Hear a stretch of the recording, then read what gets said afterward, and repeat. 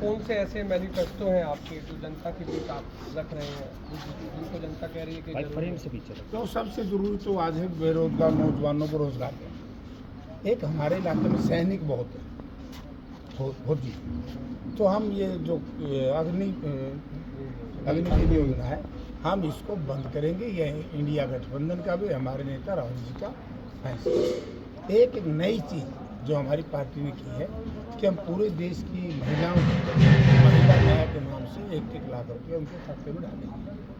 5-6 बातें हरियाणा प्रदेश की, जैसे नरेगा की लेबर है।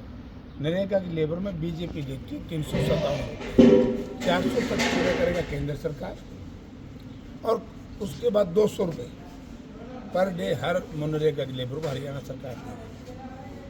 हर भूमिहीन को, गरीब आदमी को, SC को, BC को 100-100 गज के प्लाट में 3-3 कमरे का मकान बना देंगे। हम हर घर को 300 यूनिट बिजली फ्री देंगे। हम 500 रुपये में सिलेंडर देंगे।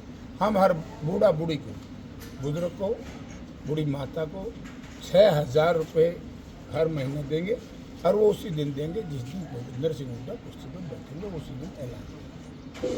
हम आखिरी एक जो बड़ी चीज़ है OPS, हमारे ओल्ड पेंशन स्कीम के लिए कर्मचारी बड़े लड़ाई से, और ये अब जरूरी भी उनके लिए, क्योंकि सरकार ने इस तरह का सिस्टम कर दिया, कर्मचारियों की खून और पसीने की कमाई चंद घरों में भेज दी, तो हम वो लागू करेंगे। और किसान को, जो जिसकी गलत केंद्र की नीति की वजह से, बीजेपी के लोगों की वजह से 730 किसान हमारे शहीद हुए थे, उनकी शहादत अब रंग लाएगी।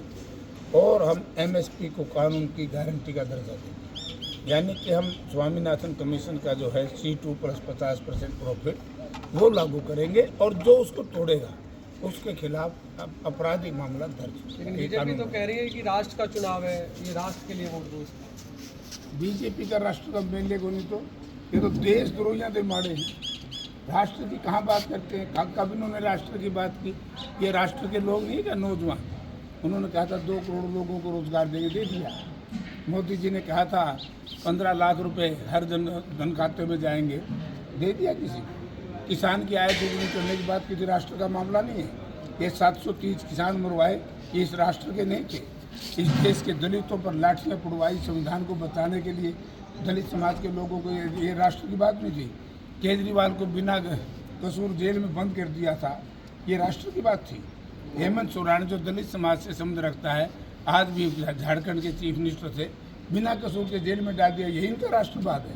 या राष्ट्रवाद है कौन सा? मैं बीजेपी के साथियों से पूछना चाहता हूँ, अगर ये देश को तोड़ना इनका राष्ट्रवाद है, तो हरियाणा प्रदेश की जनता बागी हो चुकी है। हम कह रहे हैं कि 400 पार का नारा है देश में, और हरियाणा में 10 की 10 सीटों पे कमल भी खिला है। ना 400 पार, ना भाजपा किसी की यार, मेरे धोखेबाज दगेबाज है, कोई इन पर विश्वास नहीं करेगा। और भी बयानबाजी दौरे पर रहने वाले हैं। इंडिया न्यूज़ की टीम देखेगी किस तरह का माहौल है।